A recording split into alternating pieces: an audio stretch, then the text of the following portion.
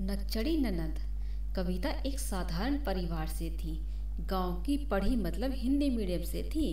कविता की शादी जिस परिवार में हुई सब तो ठीक था, लेकिन सासू माँ को अपनी बेटी सुमन की पढ़ाई पर बहुत ही ज़्यादा नाज था। कविता की शादी अरेंज मैरिज हुई थी, तो घर के किसी भी सदस्य के बारे में कुछ भी नहीं पता था। लेकिन कविता के पति अमन ने अपनी छोटी बहन के बारे में बता दिया था। कविता, एक बात सुनो। कविता तुरंत बोली, जी बताइए क्या बात है। अमन ने बोला, देखो मेरी बहन सुमन थोड़ी नकचड़ी है, उसके मुंह कम ही लगना। वो कब और किस बात पर गुस्सा हो जाएगी तुम्हें पता ही नहीं चलेगा। कविता ने बोला, ठीक है, मुझे तो डर लग रहा है। अमन ने तुरंत बोला, तुम खुद कभी कुछ मत कहना, उसे जो बोलना है बोले, उससे तुम्हें कुछ लेना देना नहीं है। कविता को सुमन से डर लगने लगा था। बेचारी कविता डर के मारे कुछ बोल ही नहीं पाती थी। एक दिन पढ़ाई संबंधित कोई बात छिड़ गई तो सासू माँ ने बड़े ही गर्व से कहा, मेरी सुमन का कोई मुकाबला नहीं कर सकता। अरे, मेरी सुमन साइंस साइड से पढ़ी है, एमएससी की है। सुमन और अहंकार से सर ऊंचा करके बोलने लगी। तब तक अमन भी आ गया। अरे सुमन, पता है हम फेल हो गए और तुम पास हो गई, लेकिन हिंदी में सबसे ज़्यादा नंबर हैं। तो कविता के हाई स्कूल में, इंटर में भी। इतना सुनते ही सुमन को मानो क्या हो गया। सुमन तोड़ फोड़ करने लगी। अरे, आज बीबी का नंबर दिख रहा है, हमने क्लास में टॉप किया था, वो भी साइंस साइड से। कविता भाभी गांव की पढ़ी, वो भी हिंदी मीडियम से। अरे, मेरे एक भी सवाल का जवाब दे तो जानू, हद है। एक इंग्लिश मीडियम और एक हिंदी मीडियम से पढ़ी छात्रा को बराबरी कैसे मान सकते हो भैया। सबका अपना अपना क्षेत्र होता है। छोटी होने के नाते पिता की दुलारी थी। अगर कविता और अमन शॉपिंग के लिए जाते तो पहले सुमन को तैयार करते, फिर जाते थे। पहले सुमन की शॉपिंग होती, फिर घर के बाकी सदस्यों की शॉपिंग होती। सबका डर बना रहता था कि कहीं सुमन को बुरा न लग जाए।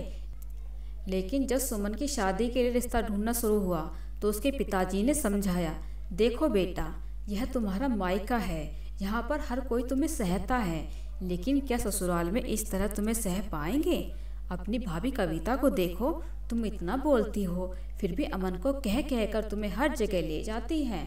अमन नहीं ले जाना चाहता, क्योंकि उसे भी अपनी पत्नी के साथ अकेले में समय बिताने का हक है और वो चाहता भी है।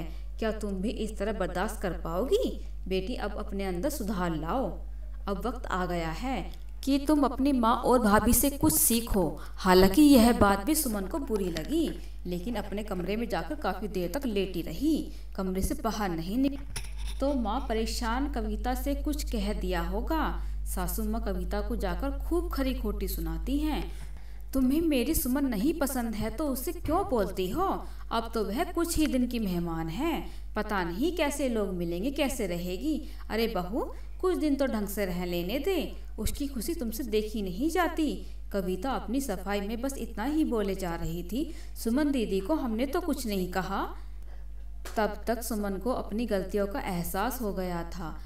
सुमन ने अपनी माँ भाभी को डांटने से रोका और बोला, अरे माँ, तुम ना हर बात पर भाभी को ही दोषी मानती हो।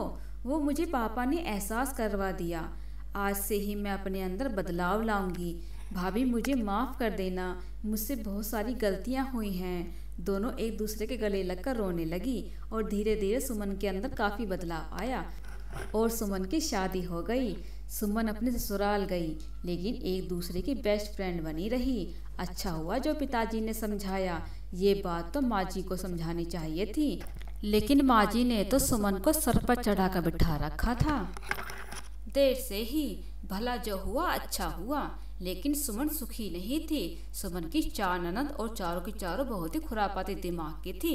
सुमन अपनी भाभी कविता से सारी बात बताती, माँ पिता से नहीं बताती थी। माँ पिताजी बहुत दुखी होंगे। अब अपने किए का पछतावा हो रहा था। हमने भी अपने भाभी को बहुत सताया है, आज उसी का पाप भोग रही हूँ। सुमन का पति भी अपनी बहनों के कहने में रहता, मानो उस घर के हर सुख दुख की मालकिन चारों बहनें थी। सुमन मतलब कुछ नहीं थी। एक दिन सुमन के भाई अमन को कविता ने बताया, इस तरह से सुमन दीदी परेशान रहती हैं। एक बार आप जीजा जी से बात करिए, या दोनों लोगों को अपने यहाँ खाना खाने के लिए बुलाया जाए और तब बात की। अमन ने सुमन को फ़ोन किया और सुमन से बात की। फिर सुमन की सास से बोल दिया कि आज खाने पर बुलाना चाह रही थी। कविता तो आपकी आज्ञा हो, सह परिवार आ जाइए। माँ जी ने तुरंत हाँ कर दिया। सब शाम को तैयार होकर पहुँचे। कविता ने खूब आवभगत की। सब लोग बहुत ही ज्यादा खुश थे। अब जाने की बारी आई तो सासू माँ ने बोला, अरे सुमन चलोगी भी कि यहीं रहने का इरादा है? सुमन कुछ नहीं बोली, हल्की सी मुस्कान लिए खड़ी रही। तब सुमन अमन से बोला कि आप लोग जाइए, सुमन और जीजाजी को कल हम सुबह छोड़ देंगे। माँ ने तो अच्छा बनने के चक्कर में बोल दिया ठीक है, लेकिन बहनें मानने को तैयार नहीं हुई। लेकिन बहुत कहने सुनने के बाद सब तैयार हुई। सुमन के पति को मौका मिल गया बात करने का और अमन और कविता ने भी बहुत सारी बातें की। थोड़ी बहुत समझ में आया। सुमन ने बोला, यहाँ आप बोल रहे हैं, दीदी के सामने बोलने की हिम्मत नहीं होती है। दुर्गेश को कुछ भी पता नहीं रहता था। दुर्गेश के सामने माँ बेटी बहुत ही अच्छे से प्यार से अमन के साथ पेश आती, इससे कभी आभास ही नहीं कर पाया। अब इतनी बड़ी बात ससुराल में पता चला तो थोड़ा क्रोध आया, लेकिन सब बात खत्म करके सुमन का साथ देने के लिए राजी हुआ। सुमन का पति दुर्गेश ने बोला, अब हमने बोल दिया ना कि यह मेरी जिम्मेदारी है, फिर तुम लोग क्यों बोल रही हो? तुमने ये सब हमें पहले क्यों नहीं बताया? सुमन ने बोला, अरे कैसे बताती और कब बताऊं? हर वक्त पहरा लगा रहता था, दरवाजे पर आंखें गड़ी रहती थी, कान लगाए सब छिपी रहती थी। आपने खुद कभी जानने की कोशिश नहीं की कि मैं दुखी क्यों रहती हूँ या मेरा मूड ऑफ क्यों है? एक रात रुकने का फायदा तो हुआ। अब सुमन भी प्रूफ इकट्ठा करने में लगी थी। अपना फोन रिकॉर्डिंग मोड पर रख देती, दिन भर की बात रिकॉर्ड करती रहती। जब दुर्गेश आता तो पहले सुनता, उसके बाद अपने पिता से बोल दिया, पिताजी अब यहाँ रहने के लायक नहीं हैं हम। ये लोग अपने घर में आग लगा चुकी हैं और अब मेरे घर में आग लगा रही हैं। इन लोगों का मायका तो नहीं छोड़वाना चाहता, लेकिन सुमन को लेकर मैं अब इस घर में नहीं रहूंगा।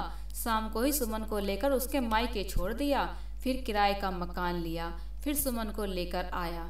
अब सुमन भी सुखी रहने लगी।